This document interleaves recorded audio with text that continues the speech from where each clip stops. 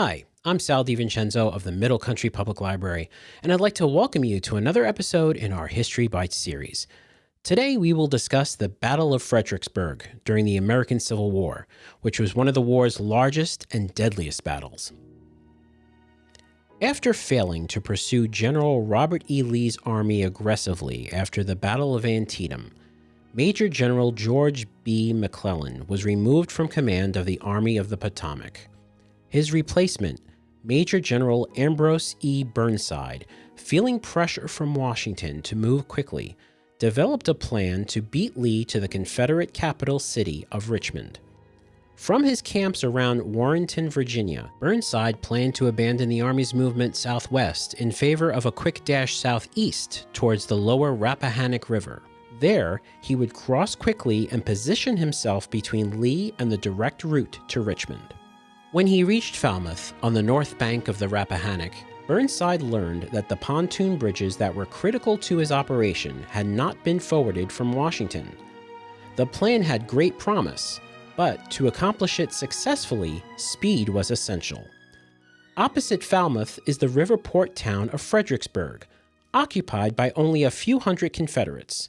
Located halfway between Richmond and Washington, D.C., Fredericksburg had largely escaped the ravages of the war. Arriving in Falmouth, Burnside discovered that bureaucratic and logistical tie-ups in Washington had delayed the bridges, and his carefully devised plan to surprise Lee was in jeopardy. While Burnside waited for his bridges, Lee gathered his army. General James Longstreet's wing moved east from Culpeper, and General Thomas J. Stonewall Jackson's men hurried towards the Rappahannock River from the Shenandoah Valley. Longstreet took up a position on Marye's Heights, overlooking Fredericksburg from the west. To the south, Jackson's men were entrenched in a line stretching over Prospect Hill and onto Hamilton's Crossing, 4 miles from the town. On December 10th, Burnside, having now received his pontoons, prepared to cross the river with over 100,000 Union troops. Major General Edwin Voss Sumner, commanding the Union right, was to cross at Fredericksburg, and Major General William B. Franklin commanded the left some miles below, while the center, under Major General Joseph Hooker, was to connect the two attacks and reinforce either as needed. On December 13th, Franklin sent the Union left against an entrenched force led by Stonewall Jackson. Franklin's troops were able to puncture the Confederate line, but vague orders from Burnside led Franklin to commit just one of the 6 divisions under his command to the attack. Franklin's failure to press this advantage allowed Jackson to launch a successful counterattack that drove the Union soldiers back with heavy losses. Burnside's diversion against Longstreet's veteran Confederate soldiers produced horrific Union casualties. The front of Longstreet's position was a sunken farm lane at the foot of Marye's Heights, full of Confederates 3 ranks deep. Burnside ordered Major General Darius Couch's corps to assault the Confederate line with a bayonet charge. The stone wall at the foot of the heights was lined with virtually every rifle that Longstreet's corps could find room to fire, and above them the Confederate guns rained heavily on the assailants. Union artillery on the heights beyond the river was too far off to support them. Division after division was fed into this slaughter, and not a single Union soldier reached the wall. Sumner's and most of Hooker's brigades were utterly broken, and that night the wrecks of the right wing were withdrawn. Wave after wave of Union soldiers advanced over open ground to take the road, but each was met with devastating rifle and artillery fire from the nearby impregnable Confederate position. Confederate artillerist Edward Porter Alexander's claim that a chicken could not live in that field proved to be prophetic. Lee, appalled by the carnage, remarked, "It is well the war is so terrible. We should grow too fond of it." When the major fighting ended at the First Battle of Fredericksburg, the survivors on the plains of Marye's Heights huddled in the earthen depressions, using fallen comrades' bodies for protection and shelter as they tried to live through the night.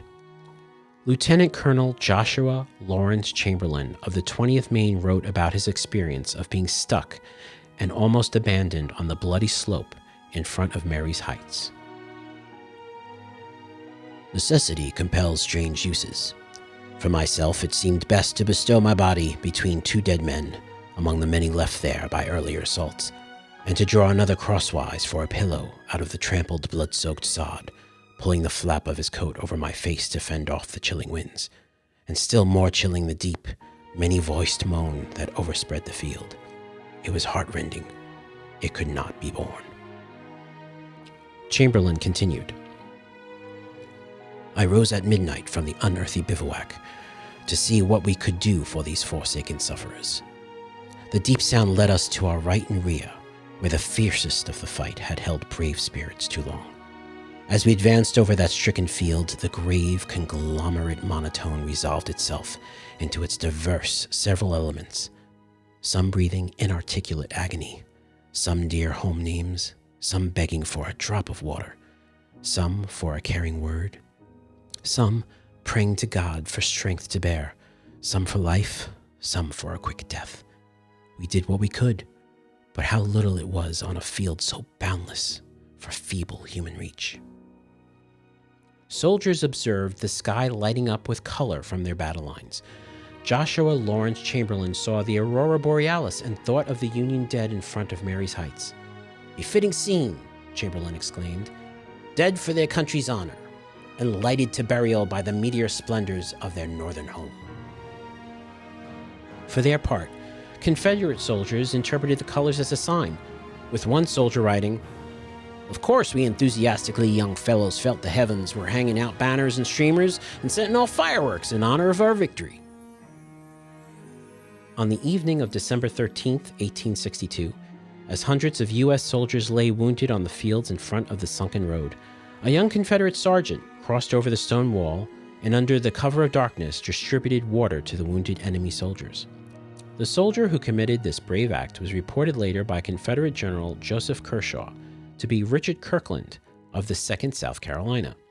Kirkland became known as the Angel of Marye's Heights, and his story is often repeated, highlighting the bravery of soldiers, the horrors of war, and the hope that the connections between us are more powerful than the things that divide us.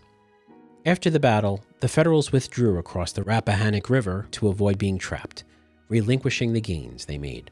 Overall, there were 18,500 casualties during the Battle of Fredericksburg. The Union suffered 12,500, the South 6,000. The political consequences of the Union loss were great in the North. Many blamed Lincoln, claiming that he allowed Burnside to embark on an offensive that was inevitably going to fail. Others criticized the competence of Lincoln's cabinet choices. This resulted in a majority of Republican senators voting for the removal of Secretary of State William Seward, the chosen scapegoat for the battle's administrative blunders. Seward, despite the attacks, retained his position. The senators also pushed for Lincoln to reorganize his cabinet, something Lincoln refused to do. After another failed offensive in January, Lincoln relieved Burnside of his position and appointed Joseph Hooker as the commander of the Army of the Potomac.